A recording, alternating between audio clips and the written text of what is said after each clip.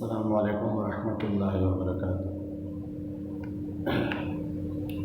نحمدہ و نصلی علی رسولہ الکریم، اما بعد۔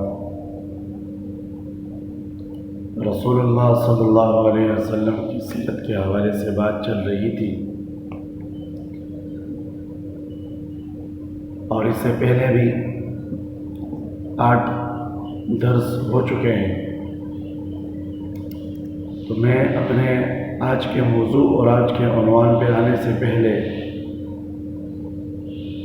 یہ گزارش کروں گا کہ جو ہمارے چینل کو دیکھنے والے ہیں تو ہمارے چینل کو ضرور سبسکرائب کریں اور گھنٹی کی نشان کو دبائیں، تاکہ ہماری سیرت کے عنوان پر یا کسی بھی عنوان پر کوئی بھی بیان ہو تو سب سے پہلے آپ کو پہنچے، اور اس کو آگے بھی شیئر کریں۔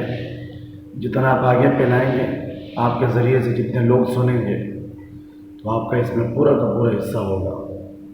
اس لیے کہ رسول اللہ صلی اللہ علیہ وسلم کی سیرت کو سنانا، اس کو پڑھنا، اس کو سمجھنا، یہ ہر مسلمان پر حق ہے، اور اس کو آگے بیان کرنا ہر مسلمان پر حق ہے۔ تو اگر ہم خود ذاتی طور پہ بیان نہیں کر سکتے تو جو بیان کرنے والے ہیں اس کو تو ہم آگے پھیلائیں۔ یہ بھی ایسا ہی ہے کہ جیسے ہم خود ہی آگے بیان کرتے ہیں، اس لیے کہ حضور صلی اللہ علیہ وسلم کا ارشاد ہے، الدال علی الخیر کفاعلہ، خیر کی طرف بلانے والا، راستہ دکھانے والا ایسا ہی ہے جیسے کہ وہ خیر کا کام اس نے بذات خود کیا، یعنی جتنا ثواب اس کرنے والوں کو ملے گا تو راستہ بتانے والوں کو بھی اتنا ہی ملتا ہے۔ تو ہمارے آج کی درس کا عنوان ہے رسول اللہ صلی اللہ علیہ وسلم کے حقوق۔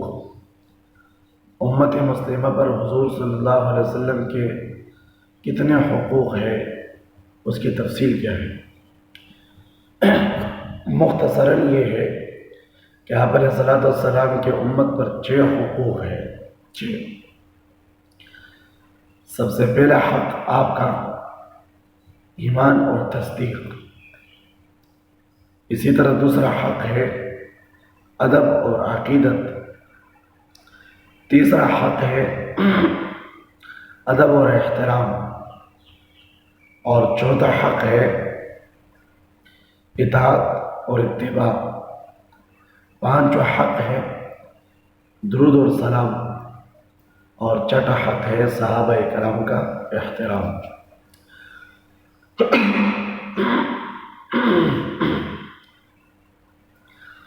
پہلا حق ایمان اور تصدیق۔ ایمان اور تصدیق کا معنی کیا ہے؟ ایمان اور تصدیق کے 3 حصے ہیں، یعنی حضور صلی اللہ علیہ وسلم پر ایمان لانے کے 3 حصے ہیں۔ پہلا حصہ ہے عقیدہ رسالت، یعنی آپ کو اللہ کا رسول تسلیم کرنا، یہ حق ہے۔ اگر کوئی شخص آپ کو اللہ کا رسول تسلیم نہیں کرتا تو یوں سمجھ لو یہ مسلمان نہیں ہے۔ رسالت اور رسول اس کا معنی ایک ہے۔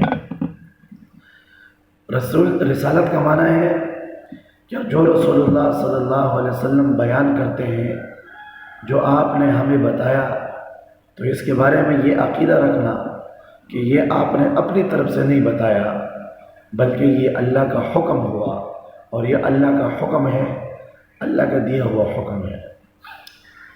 قرآن کریم میں اس کے بارے میں اللہ تعالیٰ فرماتا ہے، وَمَا يَنطِقُ عَنِ الْهَوَىٰ إِنْ هُوَ إِلَّا وَحْيٌ يُوحَىٰ، سورہ النجم ہے۔ تو اللہ فرماتے ہیں جل جلالہ کہ میرا حبیب وہ اپنی طرف سے نہیں بولتا، بلکہ وہ وہی بیان کرتا ہے جو اللہ کی طرف سے اس کو وحی کی جاتی ہے۔ تو اس بات پر ایمان لانا، یقین تصدیق کرنا، یہ اللہ کے نبی کے ایمان کا حصہ ہے۔ اسی طرح دوسرا حصہ ہے، دوسرا ہم جو کلمہ پڑھتے ہیں اس کے 2 حصے ہیں۔ ایک ہے لا الہ الا اللہ، اور ایک ہے محمد رسول اللہ۔ تو پہلا حصہ جو ہے یہ توحید ہے، توحید، اور دوسرا حصہ ہے رسالت۔ محمد رسول اللہ ہم پڑھتے ہیں، لیکن اس کے معنی کا شاید ہمیں پتہ نہ ہو، اس کے مطلب کا۔ محمد رسول اللہ کا معنی ہوتا ہے یا اللہ میں تیرے رسول کی رسالت پر بھی ایمان لاتا ہوں، جس طرح میں اللہ کو ایک مانتا ہوں اسی طرح میں حضور کی رسالت پر بھی ایمان لاتا ہوں کہ حضور صلی اللہ علیہ وسلم جو کچھ بیان کرتے ہیں وہ اپنی طرف سے نہیں کرتے، بلکہ اللہ کا طرف سے پیغام آتا ہے اور پھر آگے جا کے آپ اللہ کے پیغام کو آگے پہنچاتے ہیں۔ اسی طرح بہت سی جگہوں میں آپ نے خود فرمایا، یہاں تک کہ آپ نے فرمایا کہ میں جو نکاح کرتا ہوں اپنے لیے، یا میں جو اپنی بیٹیوں کا نکاح کراتا ہوں کسی کے ساتھ، میں رشتہ اپنے لیے کرتا ہوں یا میں اپنی بیٹیوں کا رشتہ کسی کے ساتھ کرتا ہوں، تو یہ میں تب کرتا ہوں کہ جب مجھے اللہ کی طرف سے حکم آتا ہے۔ میں اپنی مرضی سے رشتہ بھی نہیں کرتا۔ میں نے جہاں سے رشتہ کیا، جہاں میں نے رشتہ دیا، یہ میں نے تب دیا کہ جب اللہ نے میرے پاس جبریل بھیجا، اس نے مجھے خبر دی، مجھے حکم دیا، میں نے تب اس کے بعد یہ کام کیا، اپنی مرضی سے نہیں کیا۔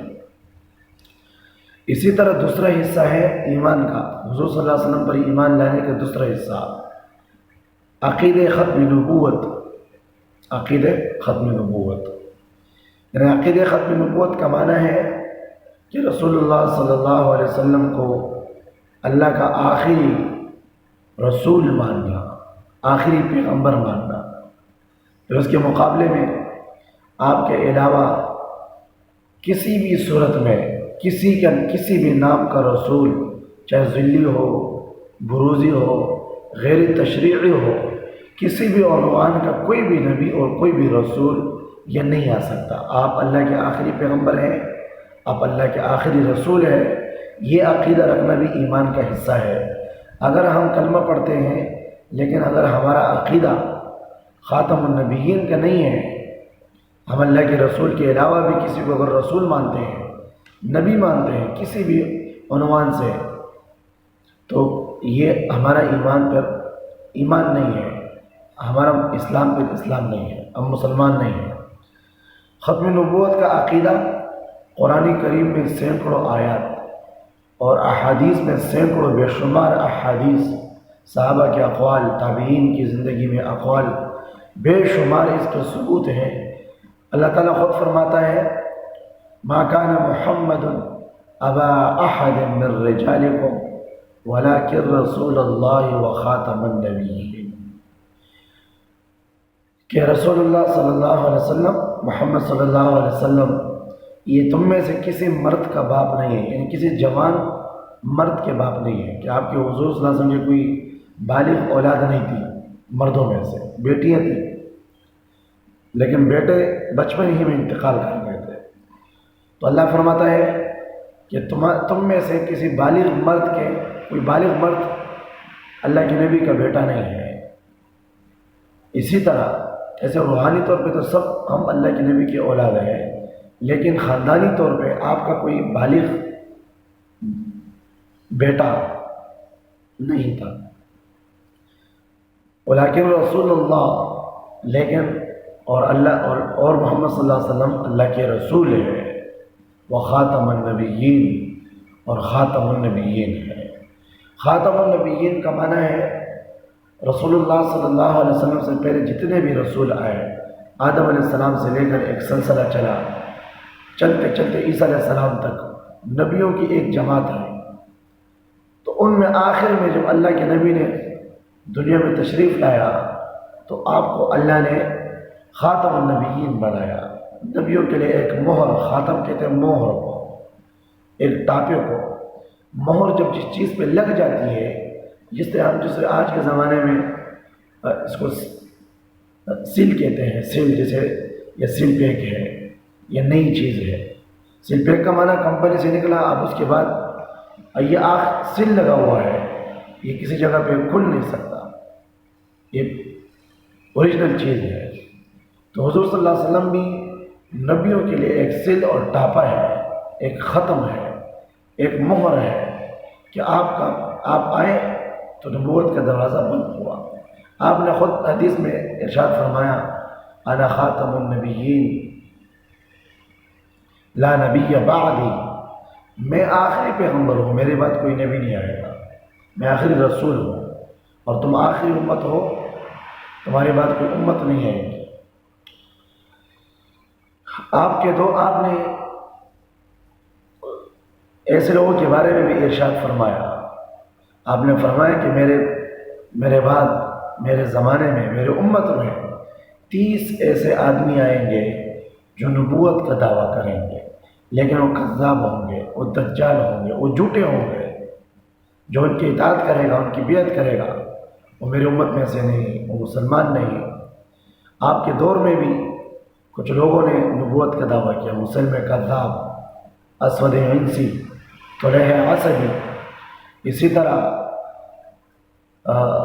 سجاد نامی عورت آئی، تغلیبیہ، سجاد تغلیبیہ، اور تابعین کے دور میں بھی کچھ لوگ آئے جنہوں نے حضور صلی اللہ علیہ وسلم کی نبوت پر ڈاکہ ڈالا، انہوں نے ختم نبوت کا دعویٰ کیا، لیکن امت نے اس کو جواب اس طرح دیا، یا تو واپس مسلمان ہو کے پھر کے آ گئے، اور یا ان کو مردار کر دیا گیا۔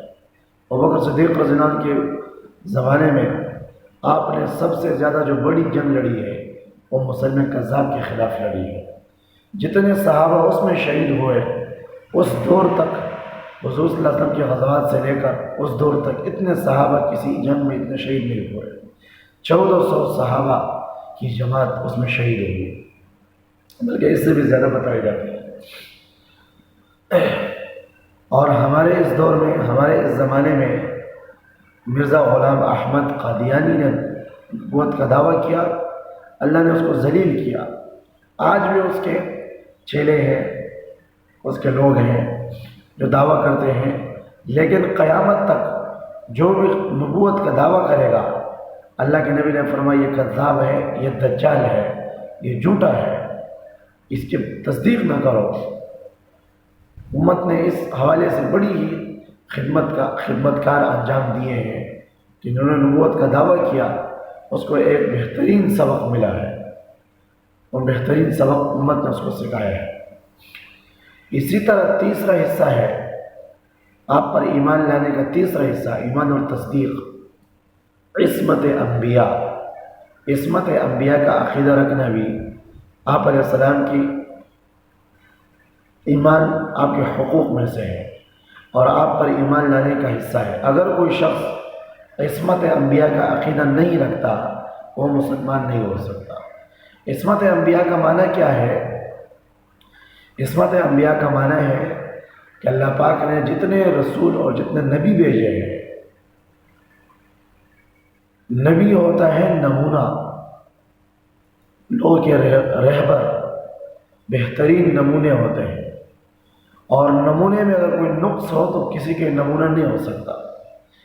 تو جتنے بھی نبی آئے ہیں ان کے بارے میں یہ عقیدہ رکھنا کہ تمام نبی ہر قسم کے عیوب سے پاک تھے، کسی بھی نبی میں کوئی بھی عیب نہیں تھا، ان میں کوئی برائی، کوئی عیب، کوئی کمی نہیں تھی، وہ کامل تھے، وہ مکمل تھے، اس لیے کہ ان کو آگے امت کے لیے نمونہ بننا تھا اور امت کے لیے رہنما بننے تھے۔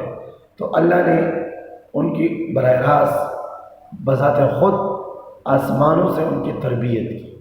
نبیوں کی تربیت آسمانوں سے ہوئی ہے، جبریل آ کر ان کی تربیت کرتے تھے، بیچ میں واسطہ جبریل تھے، براہ راست آداب سکھائے جاتے تھے آسمانوں سے۔ بچپن ہی سے جس نبی کی زندگی آپ دیکھیں، بچپن ہی سے اللہ نے ان کو ایسا رکھا، معصوم رکھا، ہر قسم کی برائیوں سے ان کو بچایا۔ حالانکہ نبوت کا سلسلہ 40 سال کے عرصے کے بعد شروع ہوتا ہے۔ جو شخص نبی بنا ہے 40 سال کے عرصے سے پہلے نہیں بنا، جس کو بھی نبوت ملی ہے 40 سال کے عرصے میں ملی ہے۔ ہاں، عیسیٰ علیہ السلام کی زندگی وہ 30 سال کے عرصے میں اٹھائے گئے، نبی تھے، اللہ کے رسول تھے، لیکن یہ بات یاد رکھیں کہ نبی جتنے بھی ہیں ان کو رسالت، اللہ کی طرف سے پیغام رسانی کا حکم وہ 40 سال کے عرصے میں ملا، لیکن بچپن ہی سے ان کی تربیت نبوت والی تربیت، اللہ نے ان کو ہر قسم کی برائیوں سے بچایا ہے۔ حضور صلی اللہ علیہ وسلم کے واقعات مشہور ہے، موسیٰ علیہ السلام کے واقعات ہیں، عیسیٰ علیہ السلام کے واقعات ہیں۔ بچپن ہی میں اللہ نے ان کو حرام سے بچایا، ناجائز کاموں سے بچایا۔ حضور صلی اللہ علیہ وسلم جس دور میں پیدا ہوئے بت پرستی کا زمانہ تھا، پورے لوگ اپنے گھروں میں بت رکھتے تھے، دکانوں میں بت رکھتے تھے۔ کعبہ بیت اللہ جس کو انہوں نے ایک بت کدہ بنایا تھا، 360 بت رکھے ہوئے تھے۔ آپ 40 سال کا عرصہ آپ نے گزارا، 40 سال کے عرصے میں آپ 40 سال کی عمر میں آپ کو نبوت ملی، لیکن آپ نے کبھی کسی بت کو نہیں پوجا، آپ نے کسی غیر اللہ کے نام پہ کوئی صدقہ نہیں دیا۔ جتنے بھی ان کے جاہلیت کے رواج تھے اللہ نے آپ کو محفوظ رکھا ہے، اس سے حرام نہیں کہا ہے۔ لوگ ننگا طواف کرتے تھے بیت اللہ کا، آپ نے کبھی ننگا طواف نہیں کیا۔ ایسے بھی مختلف اور بھی رواج تھے اس دور میں جو اسلام اور دین کے روح سے غلط ہے، جو نبوت کے منافی ہے، تو اللہ نے اپنے حبیب کو ان سے بچایا۔ یہ عصمت ہے، عصمت۔ تو عصمت انبیاء کا عقیدہ رکھنا کہ تمام نبی ہر قسم کے عیوب سے پاک تھے، تمام نبی بخشائے ہیں اور ہر وقت اللہ کی نصرت ان کے ساتھ ہے، وہ جنتی ہے، ان سے کوئی خطا اگر ہو بھی جاتی ہے تو اللہ کی طرف سے ان کے ساتھ وعدہ ہے مغفرت کا۔ اللہ تعالیٰ خود فرماتا ہے میرے حبیب میں نے تمہارے اگلی بھی معاف کر دی، پچھلی بھی معاف کر دی۔ انا فتحنا لک فتحا مبینا لیغفر لک اللہ ما تقدم من ذنبک وما تأخر۔ یہ عصمت کے حوالے سے ہے۔ اللہ تعالیٰ فرماتا ہے میرے حبیب ہم نے تمہیں فتح عظیم دی، فتح کلی فتح دی۔ فتح مکہ سن 8 ہجری میں جب فتح مکہ ہوا تو اس سے پہلے آیت نازل ہو گئی صلح حدیبیہ کے موقع پر، اور اس لیے کہ ہم تاکہ اللہ تعالیٰ تمہاری معاف کر دے گناہ اگلی بھی پچھلی بھی۔ تو آپ کے ذہن میں آئے گا کہ کیا اللہ کے نبی سے گناہ ہوتے ہیں یا اللہ کے نبی سے پہلے کوئی گناہ ہوئی ہے؟ نہیں، اللہ فرماتا ہے بالفرض اگر آپ سے پہلے ہوئی بھی ہے، ہوئی نہیں ہے، اگر ہوئی بھی ہے، آئندہ اگر ہو بھی جائے، میرا وعدہ ہے میرے حبیب میں نے تمہاری اگلی پچھلی ساری معاف کر دی۔ آپ معصوم ہیں، تمام نبی معصوم ہیں۔ اور اسی طرح اللہ تعالیٰ قرآن کریم میں فرماتا ہے کہ اگر ہم تمہیں ثابت قدم نہ رکھتے وَلَوْلَا أَن ثَبَّتْنَاكَ لَقَدْ كِدتَّ تَرْكَنُ إِلَيْهِمْ شَيْئًا قَلِيلًا۔ اے میرے حبیب اگر ہم آپ کو ثابت قدم نہ رکھتے، آپ کو معصوم نہ بناتے، آپ کی تربیت ہم براہ راست نہ کرتے اور آپ کے قدموں کو ثابت قدم نہ بناتے تو قریب تک کہ آپ ان کافروں کی طرف مائل ہو جاتے، ان مشرکین مکہ کی طرف آپ مائل ہو جاتے اور آپ کی ان کی باتوں میں آ جاتے۔ لیکن کیوں نہیں آئے؟ اس لیے کہ آپ معصوم ہیں، آپ کی تربیت اللہ خود فرماتے ہیں، آپ کی ثابت قدمی کرنے والا اللہ کی ذات ہے۔ اسی طرح یوسف علیہ السلام جب وہ زلیخا نے ان کو برائی کی دعوت دی، سارے دروازے بند، 7 دروازے، ہر ایک دروازے میں تالے لگے ہوئے، کنڈی لگی ہوئی اس زمانے کے حساب سے جو تالے تھے، تو زلیخا نے یوسف علیہ السلام کو برائی کی دعوت دی اور یوسف علیہ السلام نے وہاں سے انکار کیا، واقعہ مشہور ہے، وہاں سے بھاگ نکلے۔ اللہ تعالیٰ اسی کے بارے میں فرماتا ہے لَقَدْ هَمَّتْ بِهَا وَهَمَّ بِهِ لَوْلَا أَن رَّأَىٰ بُرْهَانَ رَبِّهِ، کہ زلیخا نے بھی برائی کا ارادہ، زلیخا نے تو برائی کا ارادہ کر لیا تھا، لیکن یوسف علیہ السلام بھی برائی کا ارادہ کر لیتے اگر ہماری نشانی کو نہ دیکھتے۔ کیا نشانی؟ یعنی عصمت۔